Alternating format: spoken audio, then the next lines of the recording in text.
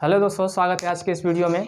आज हम बात करने वाले हैं प्रश्नावली 5D के बारे में। ठीक है, तो चलिए स्टार्ट करते हैं। इसका पहला क्वेश्चन है कि उस समांतर श्रेणी का सारवंतर ज्ञात करो जिसके पहले 25 पदों का योग 1000 और प्रथम पद आपका कितना दिया है, 10 दिया है। ठीक है दोस्तों, इसमें देखिए हमने दो क्वेश्चन लिया है, आपका एक्सरसाइज 5D चल रहा है। ठीक है, तो दोनों क्वेश्चन आपके सेम है, पहला दूसरा दोनों सेम है। इसमें से एक हम करेंगे, एक आप करेंगे। ठीक है, तो क्या दिया है पहले इसको ध्यान दीजिए। कह रहा है कि उस समांतर श्रेणी का सारवंतर ज्ञात करिए, मतलब कॉमन डिफरेंस बताना है आपको, डी की वैल्यू बताना है जिसके पहले 25 पदों का योग कितना दे दिया है, 1000 दिया है। यहाँ पे 25 पदों का योग का मतलब क्या है, एन की वैल्यू 25 है और एस एन की वैल्यू कितना है, 1000 है।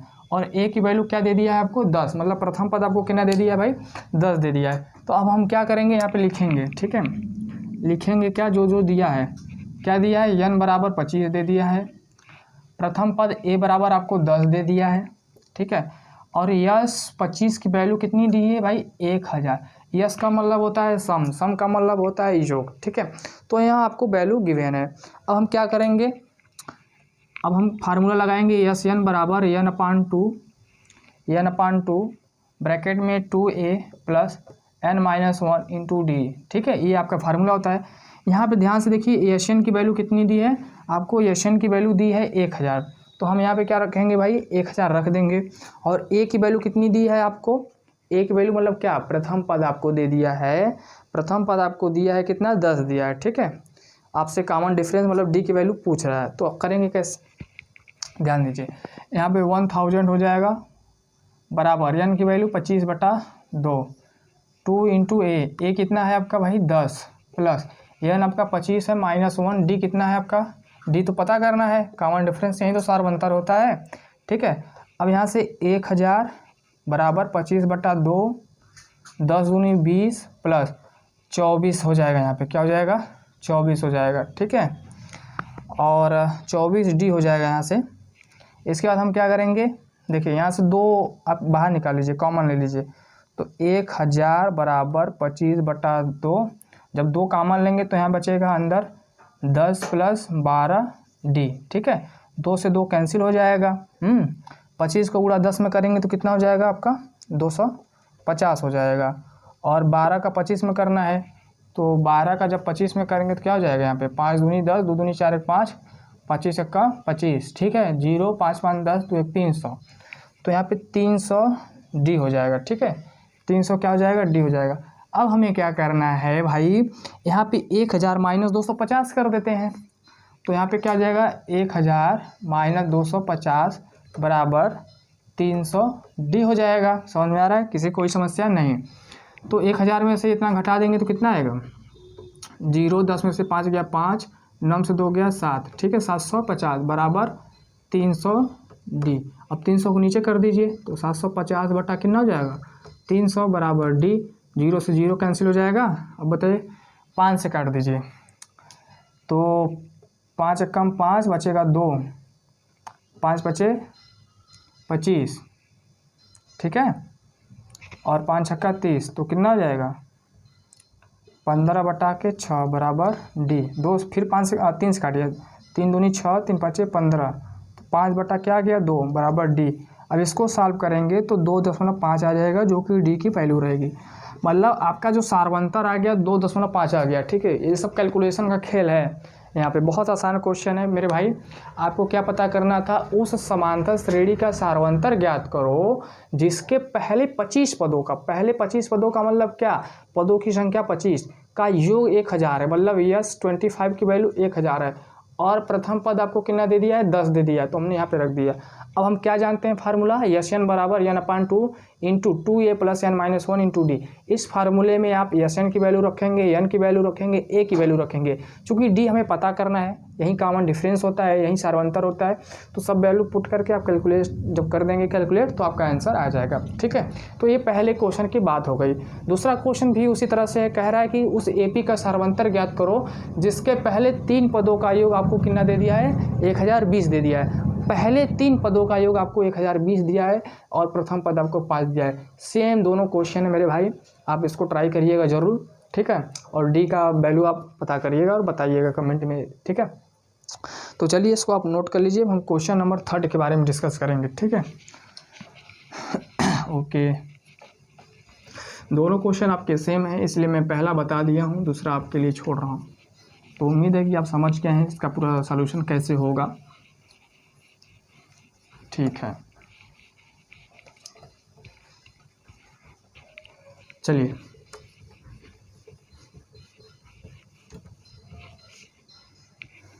क्वेश्चन नंबर 3, क्वेश्चन नंबर 3 क्या कह रहा है? क्वेश्चन नंबर 3 आपका है, उस समांतर श्रेणी का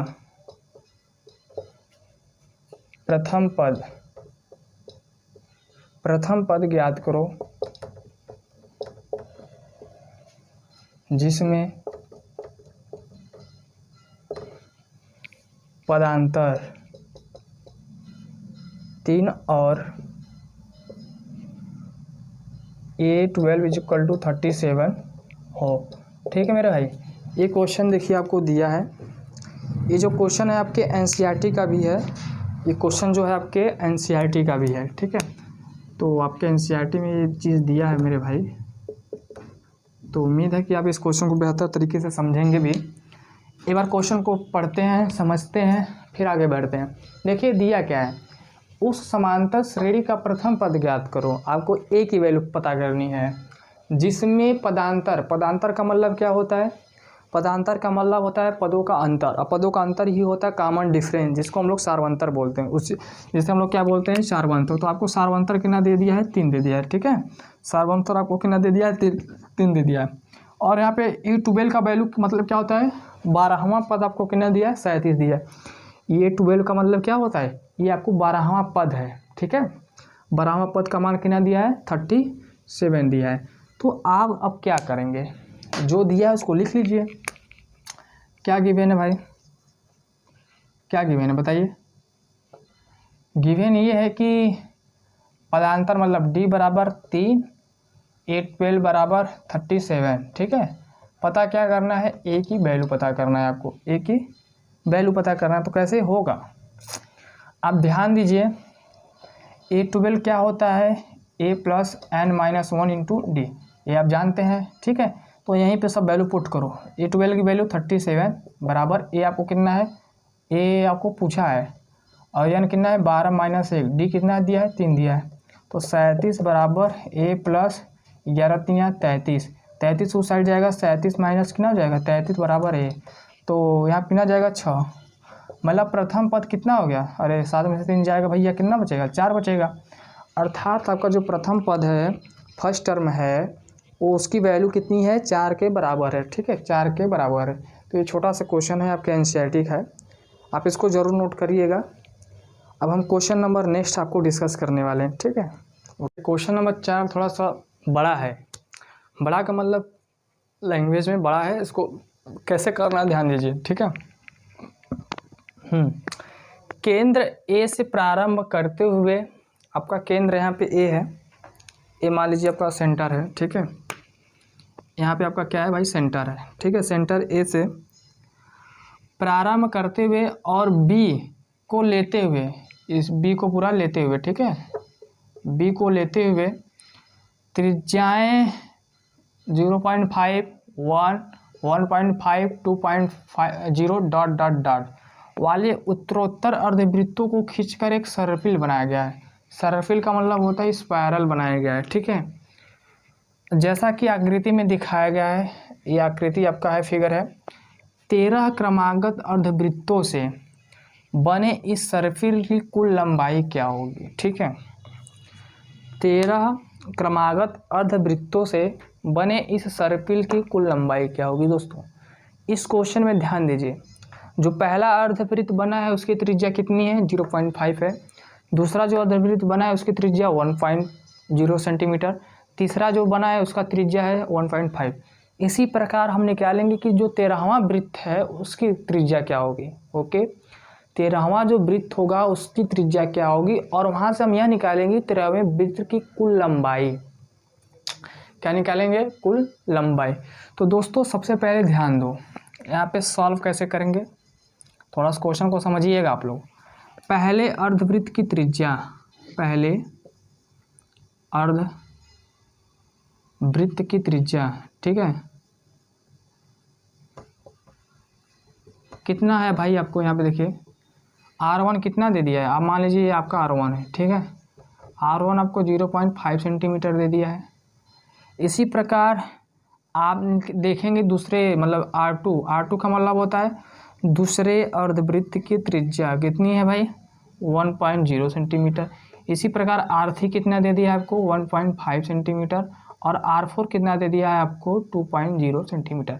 ये आपको क्वेश्चन में दिया है। इसी प्रकार डॉट डॉट डॉट डॉट, ठीक है, समझ गए। अब आपको यह चीज़ ध्यान दीजिए, R1 R2 R3 R4 को ध्यान दीजिए। यह आपको AP में दिखाई दे रहा है। क्या दिखाई दे रहा है भाई? AP में दिखाई दे रहा है।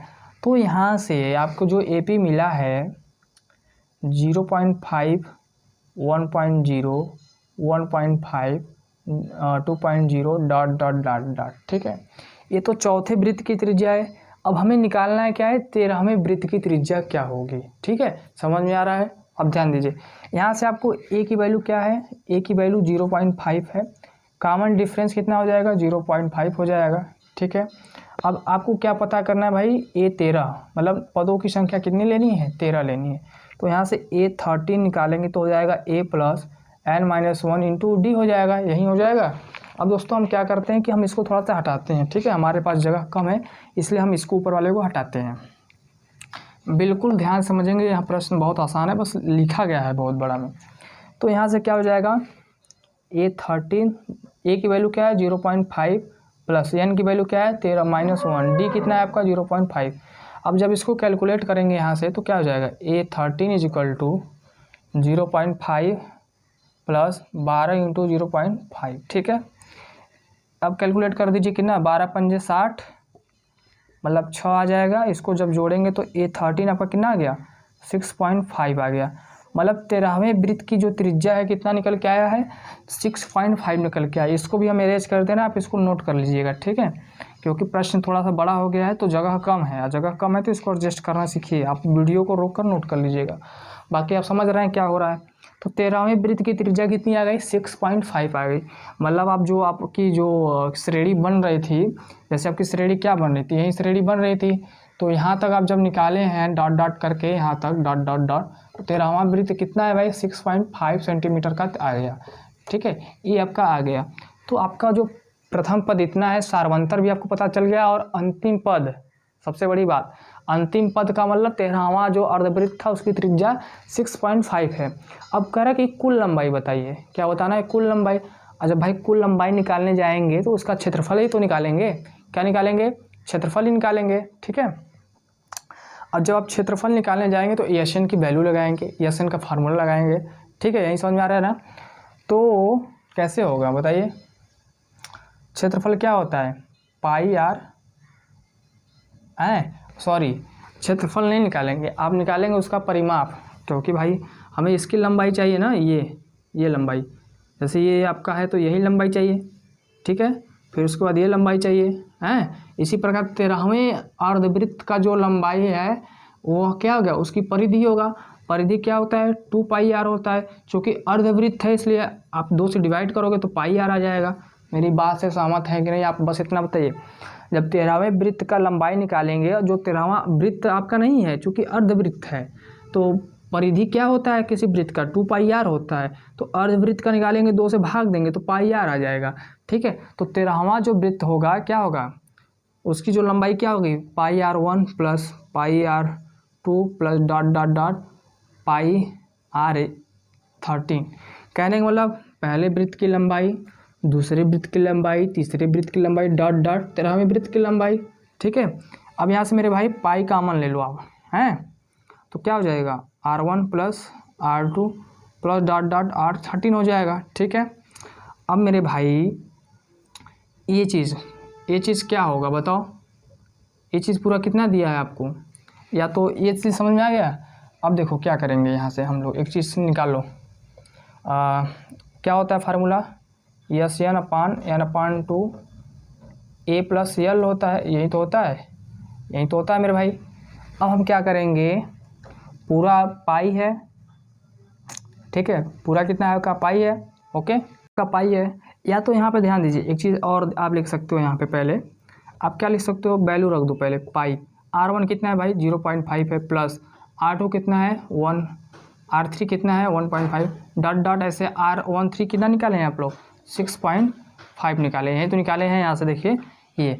अब हम जब एशियन निकालने जाएंगे तो पाई इंटू क्या हो जाएगा n/2, इसको सम करना है, पूरा सम कर दीजिए। पाई का मान है तो पूरा सम करेंगे तो क्या हो जाएगा 2a + n-1 इंटू डी, यही तो होगा। अब इसको क्या लिखते हो आप लोग पूरे को, या तो एक और फार्मूला होता है, फार्मूला क्या होता है a + l से a भी तो होता है, जानते हैं कि नहीं ये बताइए, जानते हैं ना, बस काम खत्म। तो पाई की वैल्यू 22/7 लेनी है आपको, क्वेश्चन में मेंशन है। एन की वैल्यू क्या होगी 13 होगी, ए कितना है भाई आपका 0.5 है, एल कितना है 6.5 है, ठीक है। इतना समझ में आ गया। अब 22/7 13/2, ये देखिए जोड़ेंगे कितना हो जाएगा 7 के बराबर हो जाएगा, ठीक है। तो यहाँ से 7 और 7 ये कैंसिल हो जाएगा, 2 × 1 = 2, 2 × 22, तो 13 × 11 क्या कर देना भाई 13 × 11 कर दीजिए, 13 × 13 13 × 13 3 4 143, तो आपको जो एशियन की वैल्यू आ रही है 143 आ रही है, ठीक है। यही आपका आंसर है। 13वें क्रमागत अर्धवृत्तों से बने इस सर्किल की कुल लंबाई कितनी हो जाएगी 143 हो जाएगी, 143 सेंटीमीटर हो जाएगी मेरे भाई, ठीक है। कितनी हो जाएगी 143 सेंटीमीटर। तो दोस्तों ये क्वेश्चन थोड़ा सा बड़ा था, लैंग्वेज में बड़ा था। आई होप आप समझ गए इसका पूरा कैलकुलेशन, आप लिख लीजिएगा थोड़ा सा लैंग्वेज में बनाकर, ठीक है। चलिए इसको नोट करिए, हम नेक्स्ट क्वेश्चन बात करते हैं। ये क्वेश्चन नंबर 5 आपके स्क्रीन पर दिखाई दे रहा होगा, ठीक है। आपके एनसीईआरटी में भी है। कह रहा है कि 200 लट्ठों को ढेरी के रूप में इस प्रकार रखा जाता है। 200 लट्ठों की ढेरी, लट्ठों का मतलब होता है लॉक्स, को इस प्रकार से रखा जाता है कि सबसे नीचे वाली पंक्ति में 20 लट्ठे। अच्छा, जो सबसे नीचे वाला लट्ठा है उसमें पंक्ति में कितने लट्ठे हैं भाई 20, मान लीजिए इसमें आपके 20 लट्ठे हैं। उससे अगली पंक्ति में 19 लट्ठे हैं, इसमें मान लीजिए कितने हैं आपके 19 लट्ठे हैं। उससे अगली पंक्ति में मान लीजिए आपके 18 लट्ठे हैं, इत्यादि। ऐसे करके आपके 17 आएंगे, 16 आएंगे, 15 आएंगे, 14 आएंगे, 13, ऐसे आते रहेंगे, ठीक है। कह रहा है कि ये 200 लट्ठे कितनी पंक्तियों में रखे गए हैं। आपसे पूछ रहा है कि जो पूरे 200 लट्ठे हैं कितनी पंक्तियों में रखे गए हैं, तथा सबसे ऊपरी पंक्ति जो आएगी ये वाली पंक्ति, उसमें कितने लट्ठे हैं, ठीक है मेरे भाई। अब ध्यान से देखो, पहले आपका कितना था 20, 19, 18, 17, तो यहाँ एक एपी बन रहा है कि नहीं, एक समांतर श्रेणी बन रहा है ना। तो समांतर श्रेणी आपका क्या है, आपका जो एपी है, एपी क्या है 20 है, 19, 17, 18 है, ठीक है, डॉट डॉट डॉट। इसी प्रकार यहाँ से प्रथम पद आपको कितना दे दिया है 20 दे दिया है, कॉमन डिफरेंस आपका -1 आ गया है, ठीक है। और एशियन मतलब कुल लट्ठों की संख्या कितनी है 200 है। अब क्वेश्चन पढ़िए, कुल लट्ठों की संख्या कितनी है 200 है, ओके। तो भाई अब यहाँ से एक फार्मूला होता है एशियन बराबर n/2 2a + n-1 into D. हम करते हैं क्या, इसी में अपना वैल्यू पुट करते हैं जो जो दिया है। एशियन कितना दिया है 200, क्योंकि टोटल 200 लट्ठे हैं। एन की वैल्यू क्या है नहीं पता, यही तो हमें निकालना है। 2a, ए कितना है भाई 20 है, प्लस एन की वैल्यू नहीं पता -1, डी कितना है आपका -1 के बराबर है, ठीक है, यही है। अच्छा, समझ में आ गया।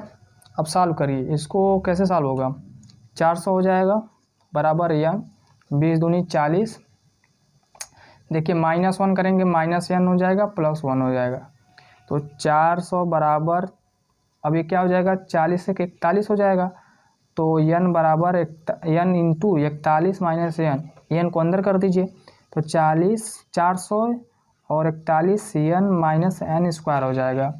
अब यहाँ से हम इसको सॉल्व करते हैं, तो ये वाला फिगर हम हटाते हैं मेरे भाई। अब हम क्या करते हैं, इसको सॉल्व करते हैं। यह क्वेश्चन आपके एनसीईआरटी में भी है। अब क्या करते हैं 400 को इस साइड करते हैं, या इस पूरे टर्म को इस साइड करते हैं। जब इसको सॉल्व करेंगे तो n² - 41n + 400 बराबर 0। कोई समस्या, n² इस साइड आएगा प्लस हो जाएगा, 41 इस साइड आएगा माइनस हो जाएगा। अब 400 का फैक्टर कर दीजिए कि जोड़ने पर कितना है 41 आए, तो भैया कैसे काम बनेगा। 25 और कितना 16, 25 16 कितना होता है 25 16 आपका हो जाएगा 6 5 11 2 1 3 4 41, 25 छक्का 150, 25 छक्का 25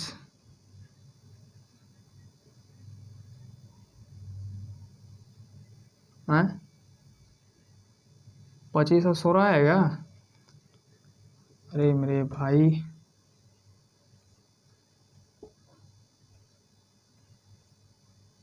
हाँ, तो यहाँ पे अब इसको ब्रेक करेंगे तो एन स्क्वायर माइनस 25 प्लस 16 गुणनखंड करके चेक कर लीजिएगा। गुणनखंड आपको हम बता चुके हैं कैसे करना है। तो n square minus 25 n minus 16 n plus 400 is equal to 0। ठीक है, अब यहाँ से एन कॉमन लेंगे तो एन माइनस 25 आ जाएगा, यहाँ से 16 कॉमन लेंगे तो एन माइनस 25 आ जाएगा बराबर 0। एन माइनस 25 पहले ब्रैकेट में, दूसरे ब्रैकेट में एन माइनस 16, ठीक है, बराबर 0। अब एन की वैल्यू यहाँ से एक बार 25 आएगी, एक बार एन की वैल्यू 16 आएगी। ठीक है, तो एन की दो वैल्यू आ रही है दोस्तों, देखिए, जो कि एक ही लेना होगा। अब लेना क्या होगा, एन की वैल्यू एक कैसे लेंगे, ध्यान दीजिए। आप एन की वैल्यू क्या लेंगे, 25 लेंगे या 16 लेंगे। आप जब एन की वैल्यू 25 लेंगे तो 200 नहीं आएगा। ठीक है, मतलब लट्ठों की संख्या जो होगी 200 नहीं आएगी। तो आप क्या करिएगा कि एन की वैल्यू क्या ले लीजिएगा, 16 लीजिएगा। ठीक है, एन की वैल्यू जब 16 ले रहे हैं मतलब आपके टोटल कितने लट्ठे बन रहे हैं, कितने लट्ठे बनेंगे भैया, 16। आप एन की वैल्यू 25 ले, क्योंकि मैक्सिमम जब लेंगे तो ज़्यादा योग हो जाएगा ना, ज़्यादा योग हो जाएगा, क्योंकि असंभव एन की वैल्यू जब आप 25 लेके कैलकुलेट करोगे तो 200 से ज़्यादा आएगा। आप ऐसा करके देख लीजिएगा। हमें मिनिमम वालों को लेना है, जो न्यूनतम होता है उसको लेना है। तो मतलब आपकी जो पदों की संख्या आ गई, कितनी आ गई, 16 आ गई। ठीक है, यहाँ आ गई। अब हमें क्या निकालना है, तथा सबसे ऊपरी पंक्ति में कुल कितने लट्ठे हैं ना, ऊपरी पंक्ति में। तो यहाँ से मेरे भाई आप क्या करिए, A16 वाले को लगा दीजिए फार्मूला, ये वाला पता चल जाएगा। तो आप एनवा पद निकालना है कि ऊपरी वाले में कितने रहेंगे।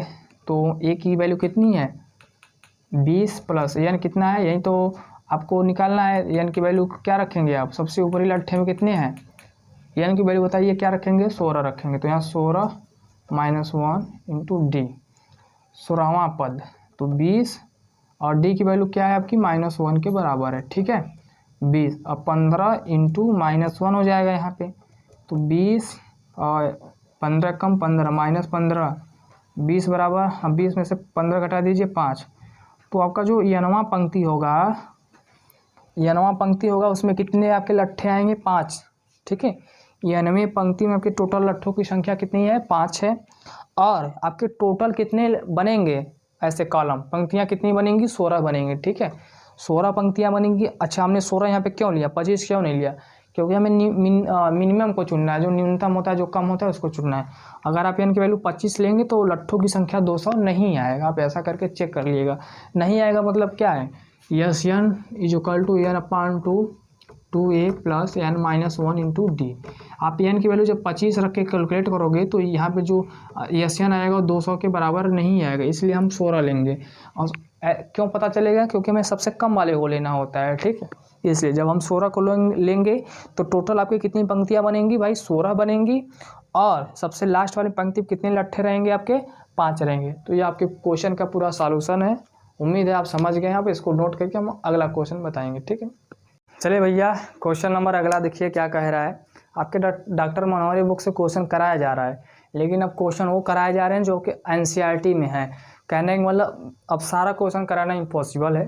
कहने का मतलब आप समझ रहे हैं ना, एक एक क्वेश्चन कराने लगेंगे तो बहुत लंबा वीडियो बनेगा। ठीक है, तो उस क्वेश्चन को छोड़ा जा रहा है जिस क्वेश्चन को आप कर सकते हैं, या करने का प्रयास करिएगा। नहीं आएगा तो फिर कमेंट में बताइएगा, क्वेश्चन नंबर हो जाएगा सब। तो उम्मीद है कि आप बातों को समझ रहे हैं, इसलिए उसी क्वेश्चन को कराया जा रहा है, सिलेक्टेड क्वेश्चन को जो इम्पोर्टेंट है। ठीक है, बेसिक हम लोग सारा कर चुके हैं और लैंग्वेज प्रॉब्लम भी कर चुके हैं। अब थोड़े से आगे चलते हैं क्योंकि अगला चैप्टर स्टार्ट करना है। ठीक, तो भैया क्या कह रहा है क्वेश्चन नंबर, ये देखिए क्या कह रहा है। किसी एपी का प्रथम पद 5 है। ठीक है, कोई समांतर श्रेणी है आपका, उसका प्रथम पद 5 दिया है, अंतिम पद आपको 45 दे दिया है, मतलब एल की वैल्यू 45 दे दिया है, और योग कितना दिया है, 400 दिया है। योग कितना दिया है, 400 दिया है। पदों की संख्या बतानी है और सार्वंतर बताना है, मतलब नंबर ऑफ टर्म्स बताना है, एन की वैल्यू बतानी है और कॉमन डिफरेंस बताना है। आप समझ रहे हैं, ठीक है। तो कैसे होगा, पहले जो दिया रहता है उसको लिख लीजिए ताकि आपको आ जाए। ए बराबर 5 है और एल बराबर कितना है 45 है और एस एन बराबर कितना दे दिया भैया 400। देखिए ये सब लिखने का तरीका आपको पता है, क्या पता है भाई, यहाँ पे लिखिएगा सॉल्यूशन या हल दिया है, प्रथम पद बराबर 5, अंतिम पद एल बराबर 45 और पदों की संख्या का योग, मतलब पदों का योग कितना दिया 400। इस प्रकार से जब अपने कॉपी में लिखेंगे तब बहुत अच्छा लगेगा, ठीक है। यहाँ पे जगह की कमी है इसलिए मैं शॉर्टकट में लिखता चला जा रहा हूँ, बाकी सॉल्यूशन में शॉर्टकट नहीं है, पूरा एक्सप्लेन कर रहे हैं, ठीक है। तो अब ये जो एन दिया इसी से आगे बढ़ते हैं। क्या होता है, एन बराबर एन अपान टू ए प्लस एल, ये वाला फार्मूला आप सभी को याद होगा। ए प्रथम पद है, एल आपका क्या है अंतिम पद है। तो भैया एन कितना दे दिया है आपको 400 दे दिया है, ठीक है। एन हमें नहीं पता है, कोई बात नहीं, ए आपको पता है 5 और एल पता है आपको 45। इसको जोड़ेंगे कितना हो जाएगा 50 हो जाएगा, कितना हो जाएगा मेरे भाई 50। तो एन अपान 2 50 काट देंगे 25 आ जाएगा। तो 400 बराबर 25 एन, अब 25 को नीचे भेजेंगे तो 400 बटा के 25 बराबर एन, और काट दीजिए कितना होगा है 25 16, हाँ 25 16 हम काटेंगे तो 400 आ जाएगा, मतलब एन की वैल्यू कितनी आ जाएगी आपको 16 के बराबर आ जाएगी, ठीक है। उम्मीद है आप समझ रहे हैं 25 की वैल्यू यही आएगी, क्योंकि 25 अट्ठा 200 होता है, तो 8 दूनी 16, 25 16 400 होगा, 25 अट्ठा 200, ये आप चेक करिएगा कि एन की वैल्यू 16 ही आ रही है। अर्थात पदों की संख्या कितनी आ गई 16 है, नंबर ऑफ टर्म्स आपके कितने आ गए 16 आ गए। अब हमें सार्वंतर बताना है, क्या बताना है सार्वंतर। तो a n is equal to होता है a plus n minus 1 into d, यही होता है, यही तो होता है। ए एन का मतलब होता है एल, ए एन का मतलब क्या होता है एल अंतिम पद, अंतिम पद कितना आपका 45 है। ए आपको कितना दिया है भाई बताओ 5, और एन आपको दे दिया है 16 माइनस 1 इंटू डी, 45 बराबर 5 15 डी, समझ में आ रहा है, कोई समस्या नहीं। 5 को यहाँ घटाएंगे 40 आ जाएगा, तो 40 बटा के 15 हो जाएगा। आप समझ रहे हैं कि क्यों ऐसे हो रहे हैं, 5 नहीं 15, 5 अट्ठे 40, तो डी की वैल्यू आ गई आपकी 8/3 आ गई, मतलब आपका सार्वंतर कितना आ गया भाई, सार्वंतर आपका आ गया है 8/3। तो एक बार इसको आप चेक कर लीजिएगा कहीं कैलकुलेशन में मिस्टेक नहीं है, ठीक है। तो ये क्वेश्चन नंबर 9वां था आपका। एक क्वेश्चन और है, ध्यान दीजिएगा, क्वेश्चन नंबर 10, तो इसको आप नोट करिए, तो हम क्वेश्चन नंबर 10 आपको डिस्कस करते हैं, ठीक है। चलिए वीडियो को रख कर नोट करिएगा मेरे भाई। क्वेश्चन नंबर 10,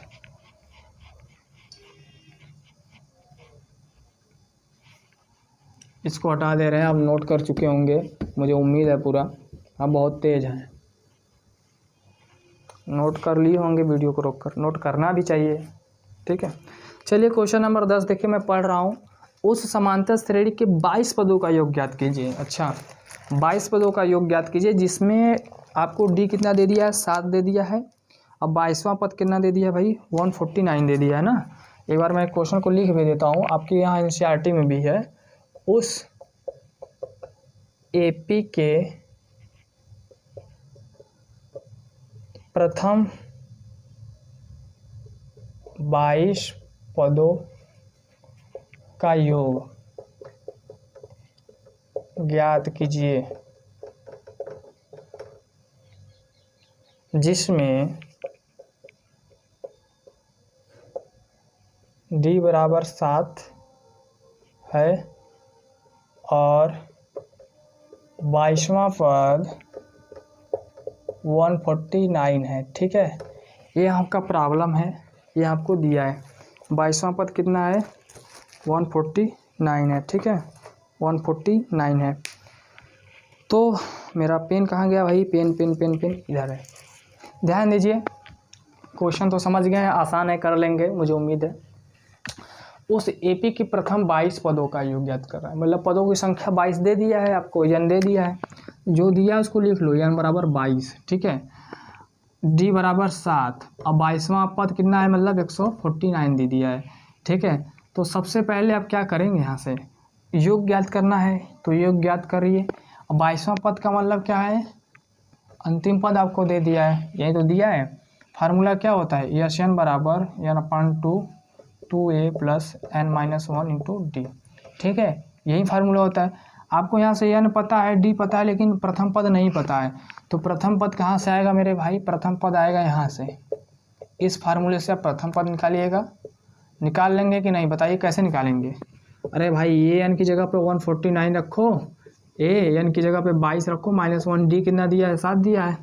तो 149 a प्लस 21 इंटू 7 हो जाएगा। 149 7 एकम 7, 7 दूनी 14, 147 हो जाएगा। यही तो होगा, 7 एकम 7, 147 हो जाएगा। ए की वैल्यू कितनी आ जाएगी? 3 आ जाएगी। एक वैल्यू यहाँ 3 पुट करो, n बराबर कितना है? 22 है। 22 बटे कितना? 2। 22 बटे 2, 2 गुणे 3 प्लस n कितना है बताओ? n कितना है? 22 -1 d कितना है? 7 है। तो यहाँ 22 इसको उड़ा दीजिए, 11 आ जाएगा। 3 दूनी 6, 21 गुणे 7 11, और कितना हो जाएगा? 147 से 147 153। ठीक है, आप जब इसको सॉल्व करेंगे तो आपका पूरा आंसर आ जाएगा। मुझे उम्मीद आपको नहीं समझ में आया है। क्यों नहीं समझ में आया? अब ध्यान से देखिए, कैलकुलेशन सारा यही है, इसको आप कर लीजिएगा तब समझ में आएगा। जब खुद से करेंगे तब आसान, इसलिए ना स्पीड में बताए हैं। ठीक है, तो इसको आप नोट कर लीजिए। हम क्वेश्चन नंबर जो अगला है उसको डिस्कस करने वाले हैं। तो इसमें बहुत सारे क्वेश्चन हम लोग प्रयास कर चुके हैं, सारे क्वेश्चन जो अलग अलग तरीके से सारे डिस्कस कर चुके हैं। ठीक है, तो इसमें बहुत सारे और भी प्रश्न हैं आपके डॉक्टर मनोहरी बुक्स में, बट सभी प्रश्न आप कर सकते हैं, अब इतने करने लायक हो गए हैं। ठीक है, तो बस आज ये वाला चैप्टर यहीं पे ख़त्म होता है, एंड होता है। अब हम लोग नया चैप्टर पढ़ेंगे, कोऑर्डिनेट ज्योमेट्री। 6वां चैप्टर त्रिभुज है, उसको बाद में पढ़ेंगे, ठंडी उंडी जब आएगा जनवरी या फरवरी, ताकि हम लोग भूलें ना उसको। ठीक है, इसलिए कि उसमें जो थ्योरम्स हैं आपके, बहुत सारे थ्योरम्स से प्रूव करने वाले हैं, उसको थोड़ा सा बाद में पढ़ेंगे ताकि काम बना रहे। इसलिए ये चैप्टर अब हमें इसी क्वेश्चन के साथ इसको समाप्त करते हैं। मुझे आशा है कि ये चैप्टर आप पढ़ के आपको बहुत अच्छा लगा होगा। इसमें 1-2 क्वेश्चन और देखेंगे एनसीईआरटी में है, जो कि अगर आप पढ़ना चाहेंगे तो पढ़ के कर लेंगे। अगर आप मेरा पूरा वीडियो देख रहे हैं तो अप्रोच मेरा अगर देख रहे हैं, बताने का तरीका देख रहे हैं, समझ रहे हैं, तो कोई क्वेश्चन आपके हाथ से जाएगा नहीं, इतना आप समझ लीजिए, अगर मन से वीडियो पूरा देखे हैं तब। ठीक है, तो इसमें बहुत सारे चीज़ों को हम लोगों ने डिस्कस किया। प्रथम पद, कॉमन डिफरेंस, पदों की संख्या, nवां पद। ठीक है, बहुत सारी चीज़ों को डिस्कस किया है। अब आगे का क्वेश्चन आपके हाथों में छोड़ रहे हैं, जितना बताने लायक था उतना सारा बता दिए हैं। ठीक है, एनसीईआरटी में 1-2-3 और प्रश्न है, उसको मैं छोड़ दे रहा हूँ, आप करिएगा। नहीं आएगा तो कमेंट में बताइए, तो वीडियो बना के अपलोड कर देंगे आपके लिए, आप उसको देखिएगा। ठीक है, तो नया चैप्टर आपके होने वाला है, बता दे रहे हैं, कोऑर्डिनेट ज्योमेट्री। ठीक है, कोऑर्डिनेट ज्योमेट्री पढ़ने के बाद हम लोग पढ़ेंगे त्रिकोणमिति का परिचय। ठीक है, तो नेक्स्ट क्लास जब भी होगी आपकी कोऑर्डिनेट ज्योमेट्री के बारे में होगी। तो बस आज के लिए इतना ही, पढ़ते रहिए और आगे बढ़ते रहिए। Thank you so much.